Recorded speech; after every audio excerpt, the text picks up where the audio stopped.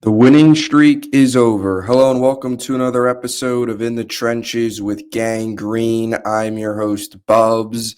Today is Friday, November 14th, early morning here after a primetime New York Jets loss last night. This is episode 658 of the In the Trenches with Gang Green podcast. I thank you as always for joining me. For those tuning in on YouTube, make sure to please like and subscribe. Of course, appreciate all of those tuning in on all the different audio podcast platforms. And today we are recapping a tough New York Jets loss on primetime Thursday Night Football up in Foxborough as they dropped this one 27-14 to the New England Patriots to fall to 2-8 on the season and now 1-3 on the road. The Patriots improved to 9-2 on the year, 4-2 at home, and they now pick up their 8th straight win in a row and guarantee a winning season for the Patriots. And it's more of the same for the Jets. Another loss season, more terrible quarterback play, a really frustrating game all around for the New York Jets, specifically offensively. And, we talked a lot about going into this game, right? A big test for Aaron Glenn, a big test for this coaching staff, a big test for this regime. You've won back-to-back games. You beat the Bengals. You had the bye week. You came out of the bye week. You beat the Browns. Albeit it was ugly, but a win is a win. You take the victory. You take the win off the bye week, which historically the Jets have been inept coming off the bye week with extra time to prepare. Aaron Glenn in his first test, despite all the outside noise with the trades. You even go back to everything that was taking place during the Bengals week with the Woody Johnson comments. There was a lot of noise around the Jets over the last 3 weeks with the trade deadline and everything else.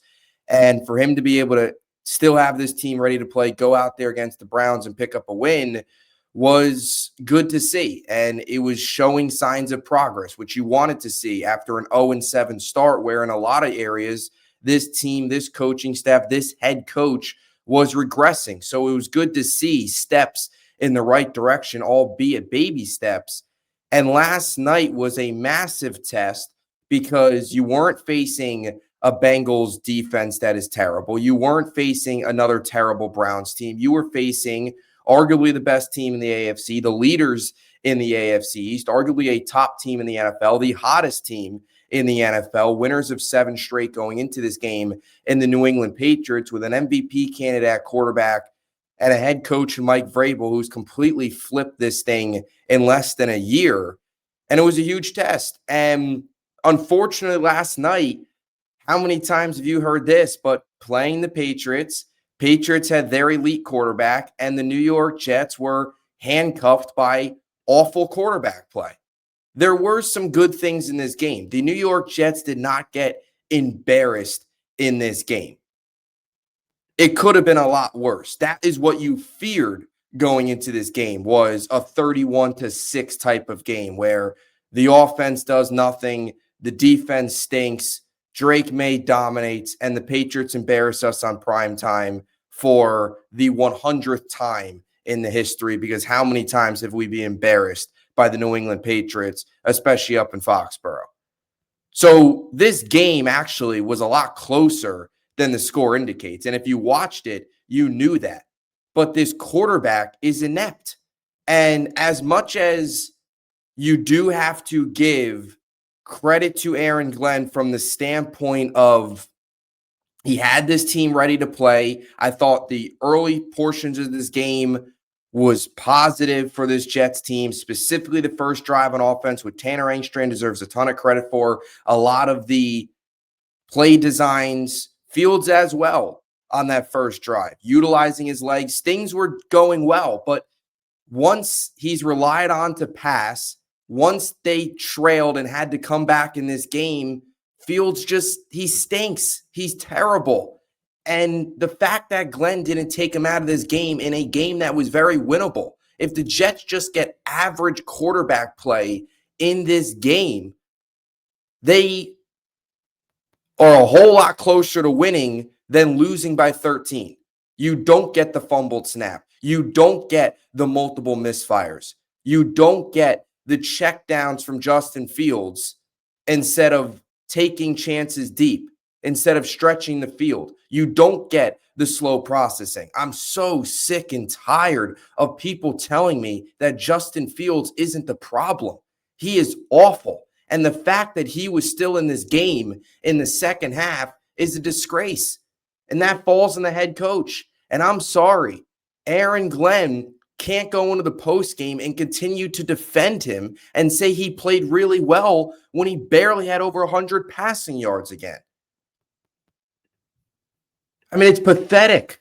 This is literally Zach Wilson level of football. That's how bad it is from this quarterback. He is one of the worst quarterbacks. You watch him play, you look at the numbers, he's awful. He is terrible. And the fumble snap on top of that was the nail in the coffin in this game. You have a chance there, right, to drive down the field potentially, pick up another touchdown, pick up points, whatever. Instead, you give the ball back to the Patriots. And you do have to give a little bit of credit for the Jets defense because they gave the ball right back to the Patriots, I believe, inside the 10. And the Jets defense was able to hold and hold them to a field goal. So you do give them credit for that, not letting up a touchdown there. But Justin Fields stinks. He is so trash right now. There's no other way to put it. He's not a good quarterback. And it hindered him again in this game. 15 of 26, 116 yards, 1 touchdown. He took 2 sacks. One of the sacks he walked right into. He has no confidence. He can't process the field. His processing is so slow. He sees somebody open, and he always waits an extra second too long, and there's a misfire. It's incomplete. Gives enough time for the corner to gain a step on the receiver. He's just not a good NFL quarterback. He's not developing into an NFL quarterback. Let's stop treating Justin Fields. This is a message to Aaron Glenn and even some in the Jets fan base who I have seen it on this program continue to defend Justin Fields. You're a clown if you do that. You don't watch the games.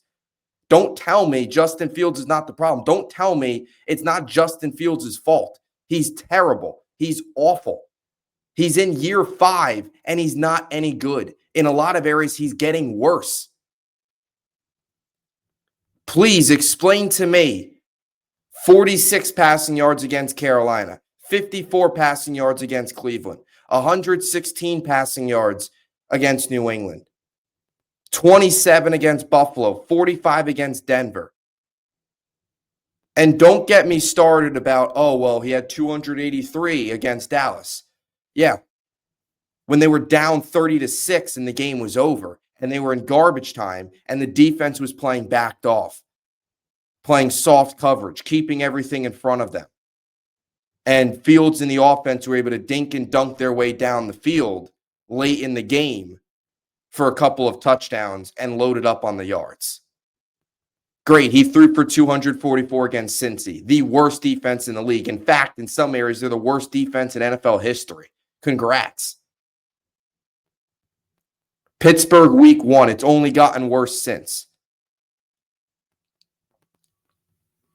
Miami, too little, too late. He's terrible. I mean, in his 10 games or 9 games rather this season, there has been, 5 of them where he has thrown for under 120 passing yards. Are we serious? Pathetic. And then you get the fumble, and Glenn can't preach accountability. You get the fumble, or he fumbles it. All he has to do is fall on top of it. That's all he has to do is fall on top of it, and you live to fight another down. Instead, he tries and picks it up, and he's just, it's like trying to pick up a hot potato. He couldn't.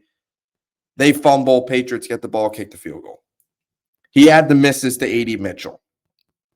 He had a couple misses to A.D. Mitchell. There was the one in the end zone or close to the end zone. He had that ball has to be 10 yards downfield, and he underthrew. He hits Christian Gonzalez's lower back. That's how short he threw that football, and he had the entire end zone to work with.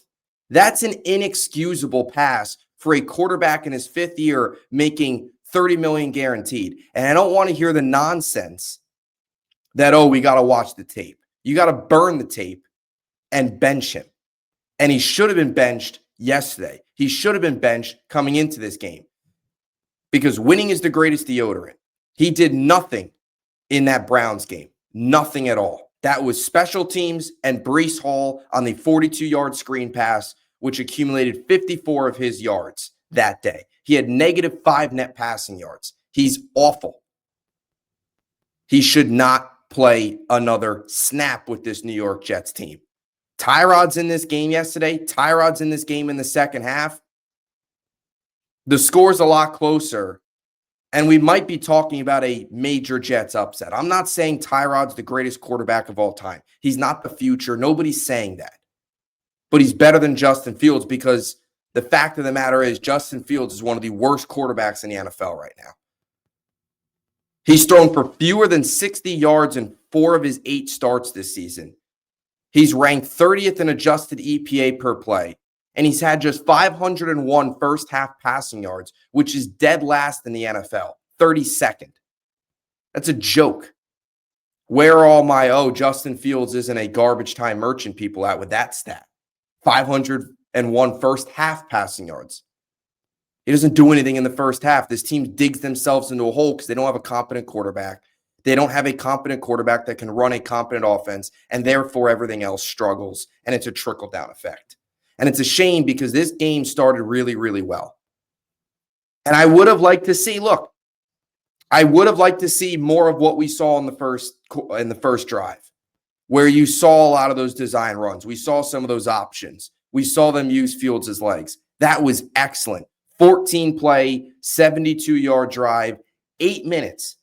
That was the path to the Jets' victory tonight, was those long drives where you're wearing down New England's defense that, by the way, went into this game banged up front on the defensive line. They ended up losing Milton Williams during the game, so they were even more banged up front, losing a couple key pieces. That was your path. Wear them down on the ground, take a lot of time off the clock, keep Drake May off the field as much as possible. It was a perfect script in the first quarter. The Patriots didn't end their first drive until the second quarter.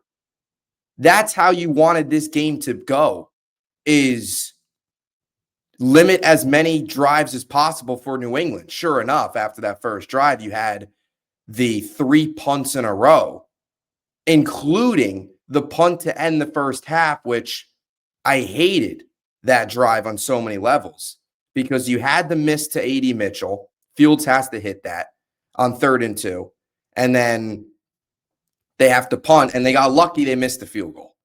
Very lucky they missed the field goal because that was another one of those situations before halftime where they were playing not to lose. They were playing not to give the ball back to New England. They weren't playing to score. They weren't playing to get points. They were playing conservative because they don't trust the quarterback.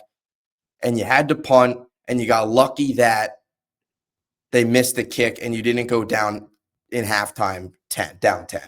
But you were only down a touchdown at halftime to a Super Bowl contender with an MVP quarterback. And unfortunately, because your quarterback is so incompetent, after that first drive, you only had one more touchdown drive the rest of the game. And eventually, with this defense and the players that are on this defense right now, and the defensive coordinator who is inept, and the lack of turnovers that we get from this defense, you're not going to win a game that way.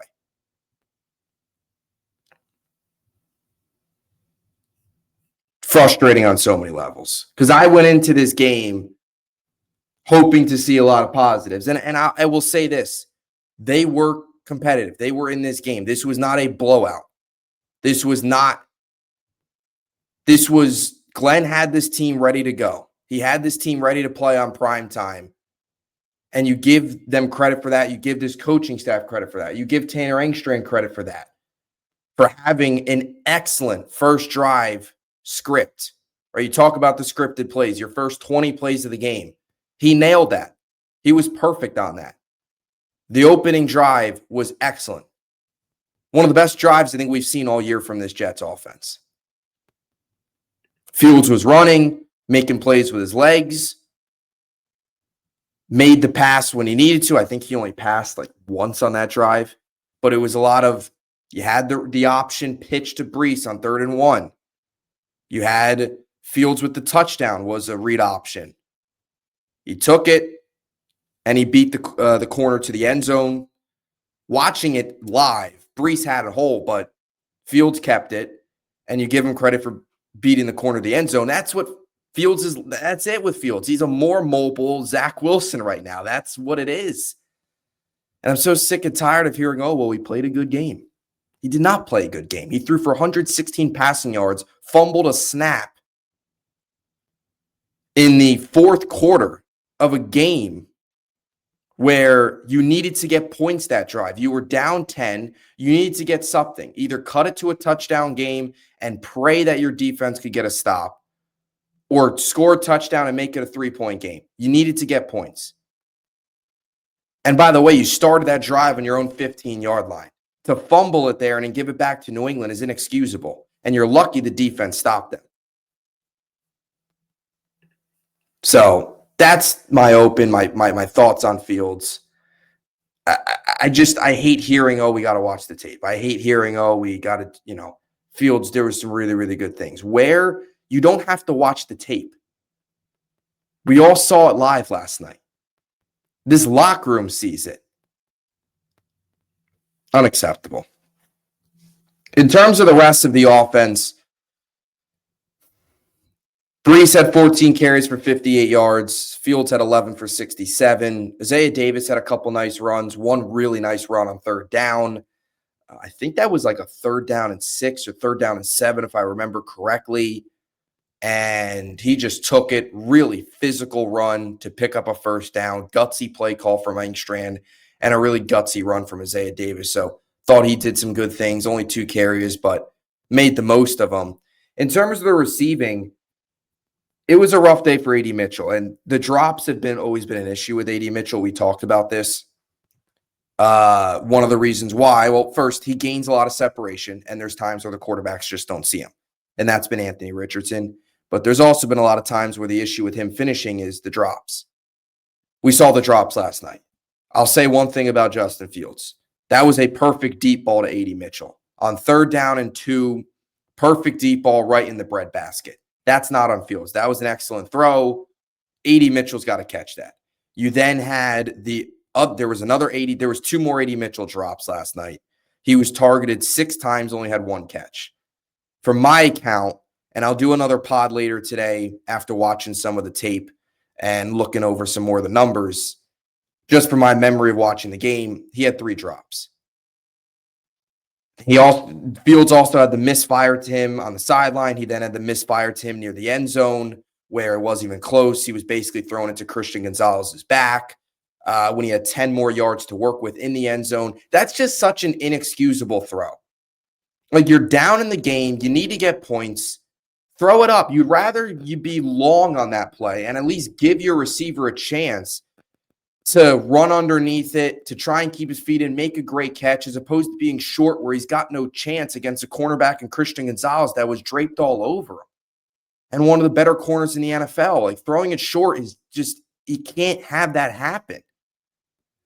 So, A.D. Mitchell roughed it. He had the 1 catch early in the game, first drive, I believe, and that was it. Mechie did have the touchdown, 3 receptions, 45 yards, kind of a little bit of a bust in coverage. Fields had time, and with that time came Mechie just finding himself open near the sideline. He walked right in. So good to see Mechie get on the board, 3 catches, 45 yards, and a touchdown.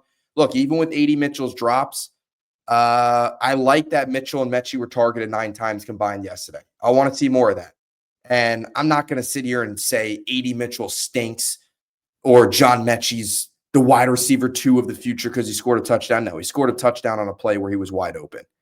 I'm also not going to sit here and crush A.D. Mitchell. It was a rough night, but it was his first game. He's only been with the team for about a week now, and I don't want to make excuses, but I think you got to give it time. He's far from perfect, but I think in a perfect world with AD Mitchell, you continue to pepper him with targets and you say, all right, now you're more comfortable in the offense. You get another week of practice. You get another week with these quarterbacks, build some more chemistry. Now we got to start to see you make some plays, right? We targeted you 6 times in the first game. You only caught one of them. You had a couple of drops. It's one game.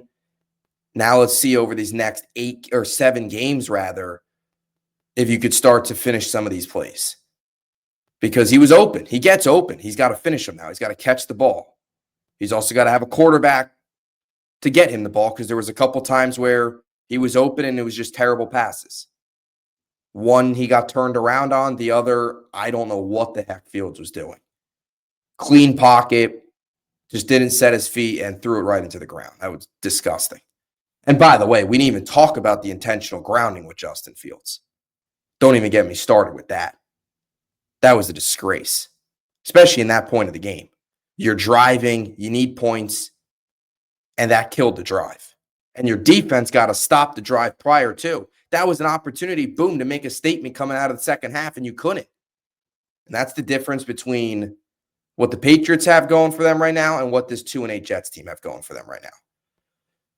Mason Taylor had a couple catches. Rucker had the really bad drop on the 4th down. Not that they would have won the game, but you make that play on 4th down, you at least give yourself a chance to score the touchdown, probably kick the onside kick, and then try and get 3 stops on the run and get the ball back with a short amount of time and hoping for a miracle at that point. But Ruckert's got to make that play. That was inexcusable. He caught it and they just punched it out. Inexcusable from Ruckert. Would have liked to see Mason Taylor probably get the ball there on 4th down, trust him a little bit more, but it is what it is. I'm not going to sit here and dissect that play. There was a lot more that went on. Even if Ruckert made that play, you already hit the 2-minute warning. Who knows how many more plays it would have taken to get into the end zone. And then once you got in, you would have had onside kick. You would have had 3 timeouts, hold the Patriots. You would have probably gotten the ball back with very limited time, with a quarterback that's incapable of throwing deep and a quarterback in an offense that doesn't trust a quarterback to throw deep and no timeouts. It was an uphill battle. The rest of that's about it from the offense. Offensive line played great. Membu was a wall. Olu was a wall. Run game, they opened up some holes. I thought Breece's vision was really good last night again. Extend him, another example of that. There was a couple times where he improvised in the backfield, cut back, cut up, found the holes, which was good. That was it from the offense. In terms of the defense, I think they got interesting with the defense. I think Steve Wilkes still needs to be fired. And the fact that they still can't get an interception is inexcusable. And I don't want to sound like an old head, but Steve Wilkes laughing with Drake May after he just put up 27 points on your defense, kind of a bad look. I don't want to sound like one of those old grumpy guys, but it's a bad look. You don't see Aaron Glenn smiling with Mike Vrabel. You don't see Aaron Glenn smiling coming off the field. Any of these other coaches smiling. Your defense just got torched. It was another game where guys were running wide open all day. Wide open. Nobody in sight. Guys running wide open, and you're smiling after the game with the quarterback that was completing those passes to those wide open guys. The fact that this defense can't force turnovers is nauseating. It's just, what else is there to say with a defense that just can't force turnovers? And it's a lot of player on player crime, I guess, in a way, with these turnovers. Like Tony Adams and I think was it Tony Adams Stevens? I forget exactly. But Tony Adams last night, perfect interception, they run into each other and you don't get the interception. I mean, and they're lucky that they ended up missing the field goal on that drive anyway, right? But that can't happen. How hard is it to pick off a pass? Last week, you had the Jarvis Brownlee Jr. interception that went right through his hands. You go all the way back to week 1, Brandon Stevens. There's been so many examples. It is crazy how this team can't accidentally walk into just one interception. They have one turnover this season. And that is just unbelievable. One turnover forced. And for an offense that is not very good and has turned the ball over a handful of times, like Fields' last night, you're never going to win games that way. This team's not good enough to overcome losing the turnover battle, especially in a game last night. You talk about those little margins. Can't lose the turnover battle. But this defense also had so many flags last night, so many penalties. It was disgusting, undisciplined, illegal contacts, pass interference, so many penalties, couple penalties that killed third down stops. And I can't anymore with a Steve Wilks-led defense letting up third and longs. Third and longs.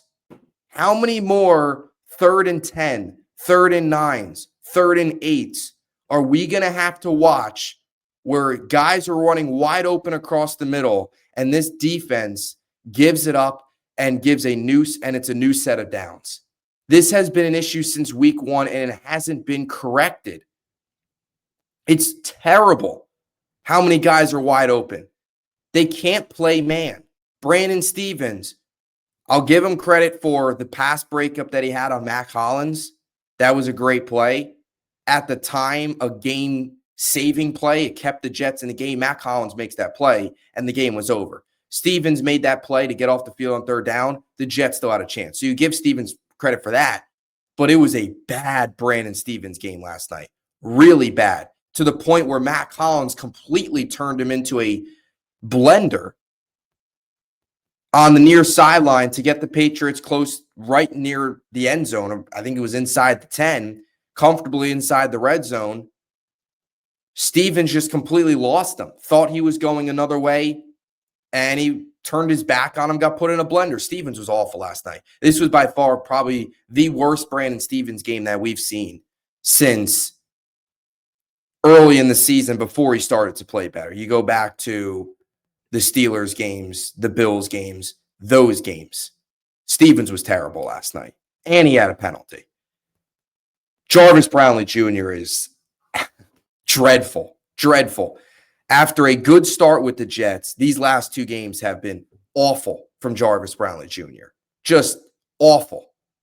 Penalties, bad coverage, inexcusable. He looks lost out there, and I understand he's playing outside corner and he's better in the nickel, but he should have been benched last night. He should have been taken out. I don't care they're thin at the position. Those penalties are unacceptable. And Glenn preaching accountability should have took him out. And it wasn't like he was making an impact either in coverage. He was terrible in coverage too. And there were so many penalties from Brownlee. Awful. He's came back down to earth. He's now has got to kind of prove his trust again with this fan base because he's had about 2 to 3 good games and now 2 really bad games. You had the sequence last week where he had the penalty and it was late getting to Njoku allowing a touchdown. And now this week he had multiple penalties and had multiple breakdowns in coverage. There was the other 3rd down with Brandon Stevens where he just got Brownlee on the 3rd down just got completely beat cleanly on a slant. Just beat clean. No other way to put it. Jets had 7 penalties last night. Patriots had 2. The talent discrepancy on the road, prime time, you're never going to win a football game that way. Never going to win a football game that way. Last night was a step back in terms of the discipline with this team. So many penalties. And I mean, the secondary is just gross. Stiggers, Isaiah Oliver, and Stiggers went out, but so then it was Isaiah Oliver, Jarvis Brownlee Jr., don't have A.Z. Thomas, obviously Sauce traded. It's just the corners in this game are just gross. Tony Adams still playing. You saw some Jasir Taylor. I mean, how many of these guys are even NFL caliber players? Jamian Sherwood still looks lost in coverage. Jarvis Brownlee Jr.'s post-game quote was kind of interesting about not having guys in the right spot on defense. That's on the coordinator and Steve Wilks, but that's also on Sherwood because he's the leader. He's the Mike linebacker. He's calling the plays. He is the guy on defense. Got to make sure everybody's in position, and they do always look like they're scrambling. And any time that whenever they play zone, every player kind of just, it feels like assumes somebody's going to come over and help and pick up when they kind of throw their guy to the next zone, and it just never happens. And the middle of the field, I mean, they're always throwing, like Sherwood's always, his guy is always in the area, and he's just kind of just looking like he looks lost. He looks like a deer in headlights. And I will say, Quincy Williams has played much better. Quincy Williams, since getting benched, has looked like 2023 Quincy Williams these last two games. Jermaine Johnson had a sack. Michael Clemens got completely juked into tomorrow with the Travion Henderson touchdown. Stop me if you've heard that before. Michael Clemens still being on this football team is terrible. But I don't even know what to say anymore about Michael Clemens still being on this football team. It's really laughable at this point that they still roll him out there, honestly.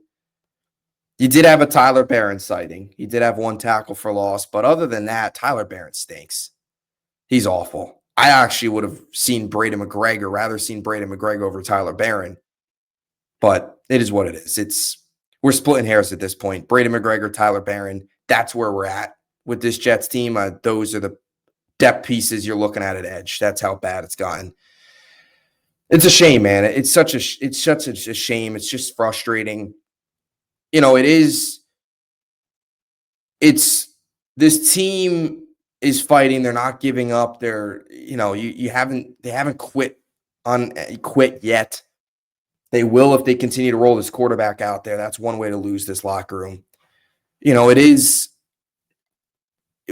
are marginal positives, like little positives, in terms of they didn't get blown out. They didn't get smoked.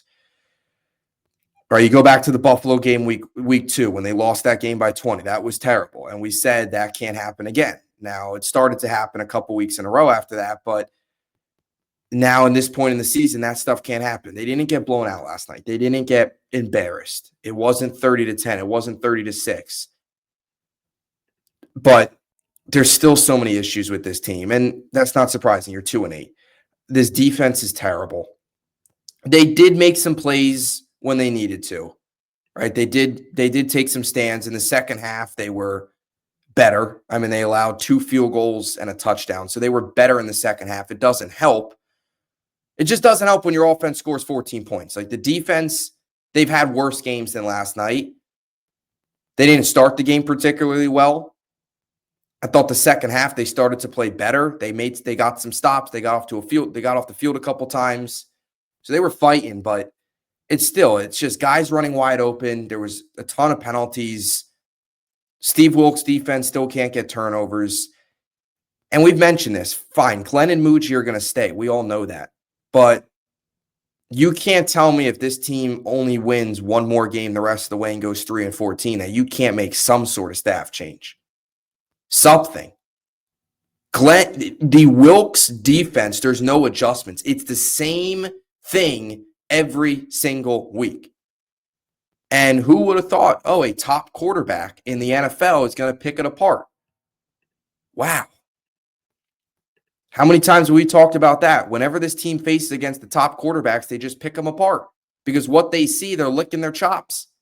I don't think some of these quarterbacks can believe what they see with this Jets defense. Middle of the field, wide open every single play. Third down, throw it to the middle of the field. Somebody's going to be there wide open, and there's no adjustment. And Wilkes has the audacity to be smiling after the game.